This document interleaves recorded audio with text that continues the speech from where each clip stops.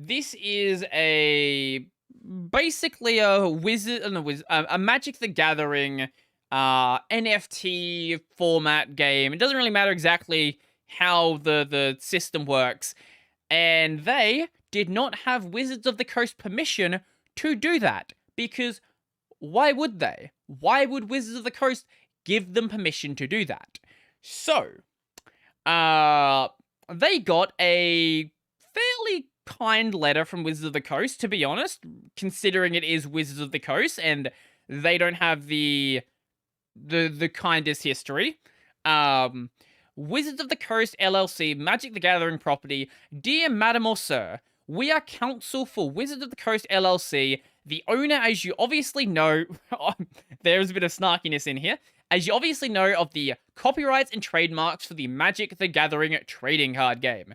We write because Wizards recently became aware of your white paper describing a potential MTG DAO project that would combine a cryptocurrency and NFT technology to create a new scarce Magic format for playing a game of Magic the Gathering. Oh, your enthusiasm for Magic the Gathering is evident and appreciated. The team at Wizards is also impressed by the work you have put in developing a new format for playing Magic the Gathering. Unfortunately, your intended use of Wizards' intellectual property, including its trademark and copyright, would be unlawful. And that's true, because you're just straight up taking their IP and then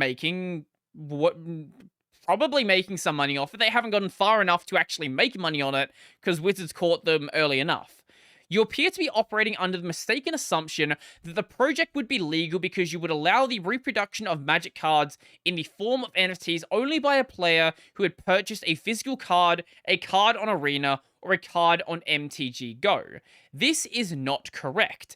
It is an exclusive it is the exclusive right of the copyright owner to reproduce copyrighted work, such as a Magic card, in any format While there is an exception in the copyright statute for making a backup or archival copy in some circumstances, this is true in the case of backing up Blu-rays and pirating games, or not pirate, backing up like if you own a physical medium and then you have an ISO of a game. There is certainly legal precedent to say that is okay. So while there is an exception in the copyright statute for making a backup or archival copy in some circumstances, this privilege extends only to computer programs and not other types of work. I didn't know it was only computer programs, but yeah, sure. See, for example, the US Copyright Office FAQ on copyright and digital files here. While Wizards is currently evaluating its future plans regarding NFTs and the Magic the Gathering cards, no decision has been made at this time. Use of NFTs in connection with Wizards' intellectual property is therefore strictly prohibited. As a fan of Magic the Gathering, we trust you understand Wizards' need to protect its intellectual property, although Wizards is continuously amazed at its community's creativity and engagement. They have to protect their IP if they want to keep the lights on.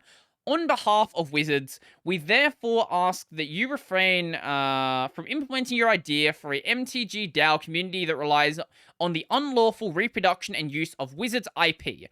Please do not hesitate to contact me if you have any further questions or wish to discuss this further. Now, you would think they would post this online as like a way to apologize for straight up creating a thing where they're going to unlawfully use someone else's IP. But no, this is the crypto space, and in the crypto space, traditional laws do not exist. And there is this stupid fucking level of entitlement I'm seeing with a lot of crypto projects pretty much as of late. This is not the only one, but this is the most recent one. Wizards of the Coast sent a very polite email saying they consider our use of NFTs as described in the MTG DAO white paper to be unlawful IP infringement. They hint at their own NFT plans and ask that we don't launch MTG DAO. Here's why Wizards of the Coast is not going to make it. Firstly, they didn't hint at it. They just said, we are considering what our future with NFTs are going to be. That means they are considering what their future is going to be. That's all they said. Our vision for MTG DAO is similar to a local game store. Here we would host tournaments, fund writers, and sponsor players. A DAO is the primary community building tool of Web3. To forbid an MTG DAO, Magic DAO is to forbid any authentic presence in Web3. Not gonna make it. No.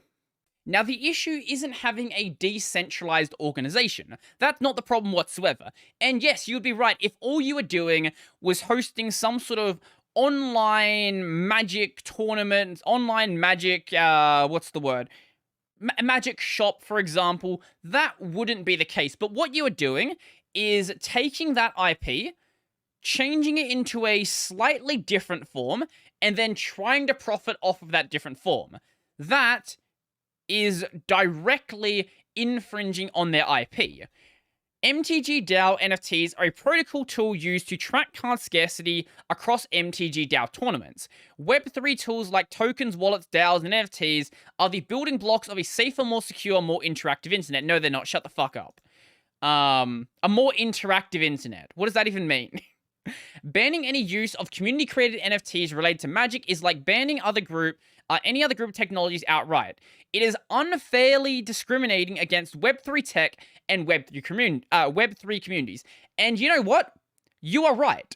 They are discriminating. They are discriminating against people who want to infringe on their IP. They are not saying that this tech is bad or anything like that. They're not saying that.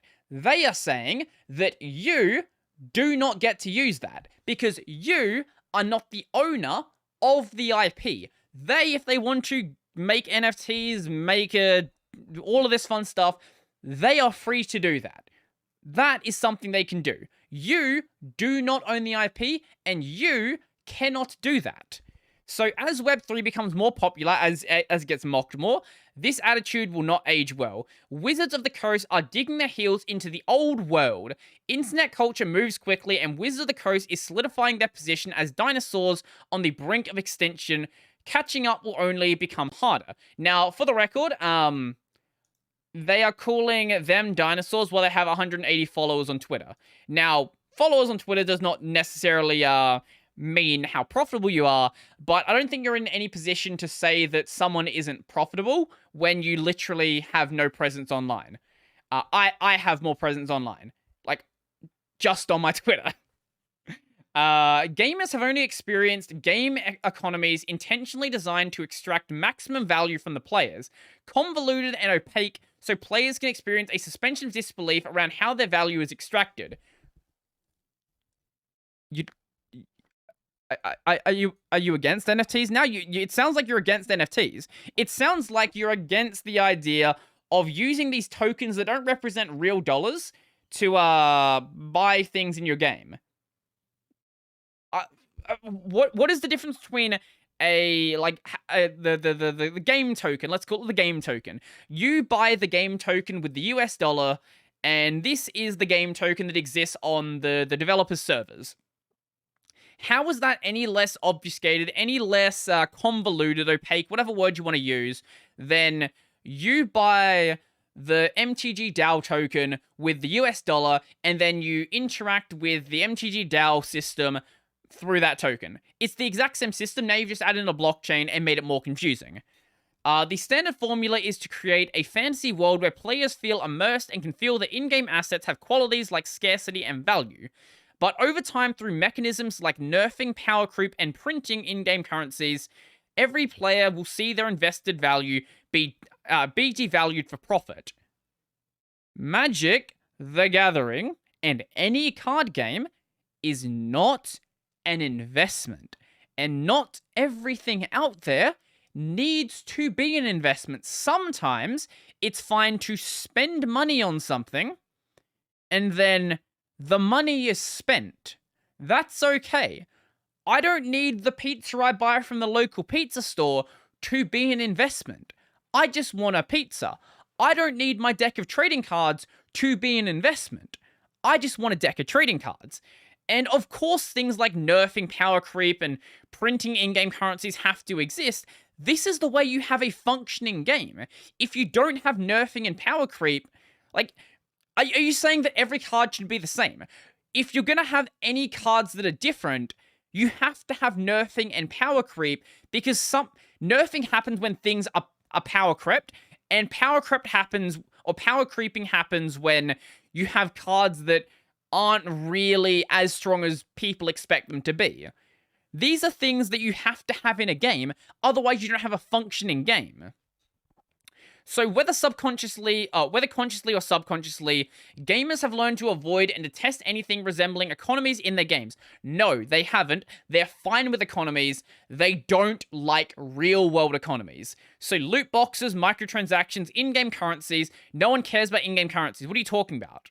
And now NFTs are added to this list.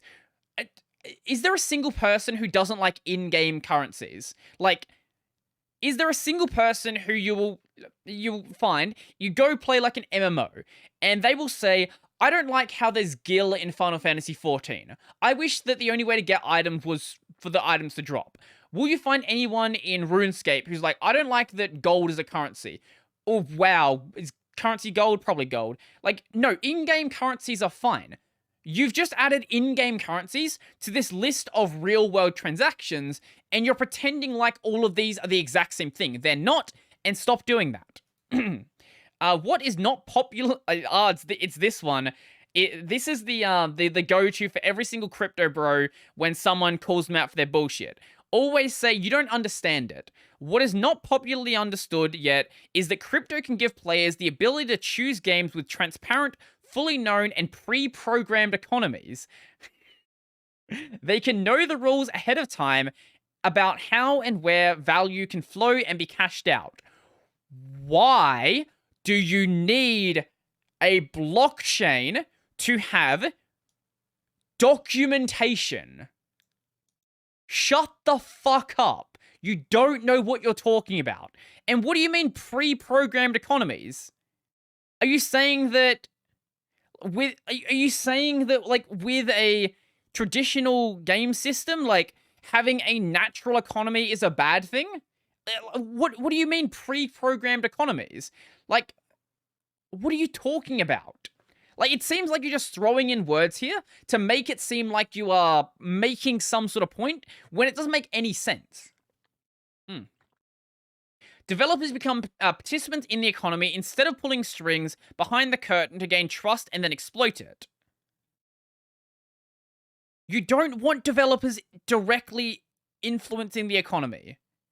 Why do you want developers rigging the markets? No, you don't want that. That is a bad thing.